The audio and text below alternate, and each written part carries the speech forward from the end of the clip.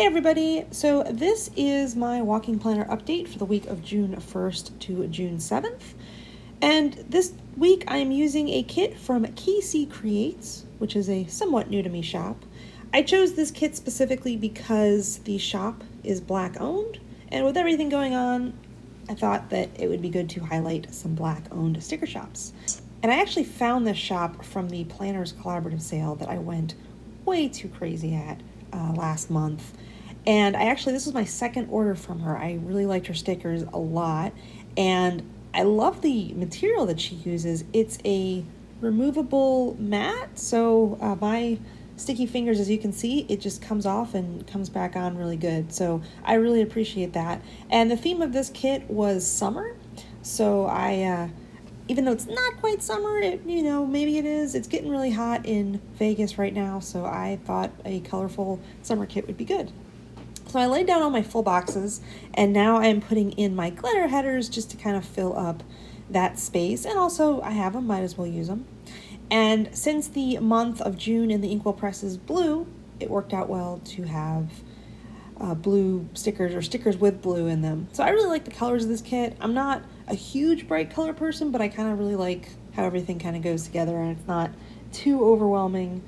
So yeah, so for this week, I'm laying down the date covers, and I don't like to block the actual date. It's hard to see it on camera, but you'll see that the Monday, Tuesday, Wednesday, they all have kind of a space for you to put in the actual date, but since the date is already there on the InkWELL Press, what I'm actually going to be doing is just using my deco icons in those spaces, and I think it turned out pretty well, honestly.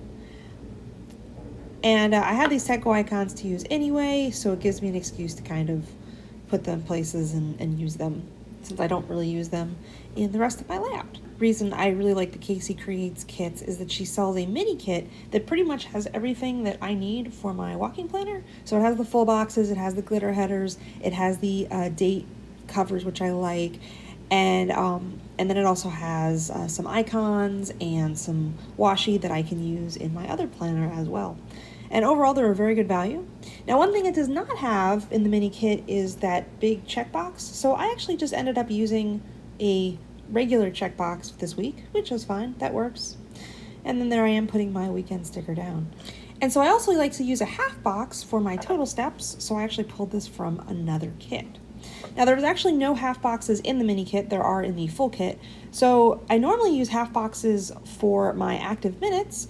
But this week, since I had a bunch of glitter headers, I decided to use my gold glitter headers, which I thought worked out pretty well since they were nicely brightly colored so I could still write in them. And as you'll see in a moment, I actually fill my active minutes in. And while I was doing this, I also realized that I need to charge my Fitbit, and since I was staying put, I said, you know what, let me go charge my Fitbit. So that's what you'll see interfering in the camera frame. And so once I finish laying down my glitter headers, it is then time to put in my actual steps. So for this week, I had all my days over 10,000, but I wouldn't say it was necessarily a stellar week as far as steps. You will see that I have a couple of 11,000 days and then one 12,000 day, which was awesome. And as far as my active minutes goes, they were pretty steady. And then as expected, the one day with 12,000 steps, I did have a more active day. And now it is time to fill in my total steps. Now in the past, I put my average in this box, but I forgot about that. So I put my total in that box, and then right below it, I put the average. And what I'm gonna start doing is using arrows to mark if it's less or more than the previous week. So last week I did walk more steps and my average was more too. So it just kind of gives me something to gauge, just not necessarily a punishing thing. And then on the right side, that's where I've been keeping track of my Fitbit wrap-up steps that they send me in an email. So just kind of floors and miles and total active minutes and my average sleep, which actually was up this week. So that's something to hang my hat on. And so now what I like to do is I like to go through and fill in all of my walking breaks for morning, afternoon, and evening, and then also noting any extra exercise that I had. So as you can see, Monday, I kind of realized at 9 o'clock, oh man, I need to get out and get my extra steps, probably because it was so hot. So that's why you see only one walking break on Monday. Tuesday I had two, and then Wednesday I actually did one of my dance fitness classes, the commit ones again. And I usually use a quarter box to denote those. Now, I thought this kit did not have any quarter boxes, so I was looking through my other sticker stash, but I actually did find some quarter boxes, which worked out great. So I put them in those boxes so I can easily tell when I did some extra exercise. Now, one of the unfortunate things is that I have been having some foot pain. I have a plantar fasciitis, and it's been really acting up in my heel.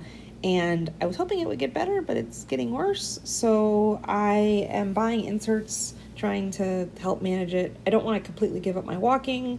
That's something I will do if I have to, but I was really hoping that I could make a year on this. And I noticed the more I move, the less it hurts. It's really more of when I just stay in place. So I really just have to get up and move. The other thing is our gyms are opening up here. So these outdoor commit classes are coming to an end soon. So I'm either going to have to look into joining a gym or doing some home workouts. So I will keep you posted on what I do. But regardless, I will try to keep up my 10,000 steps as I have been. So once again, thank you for watching, and like and subscribe for more.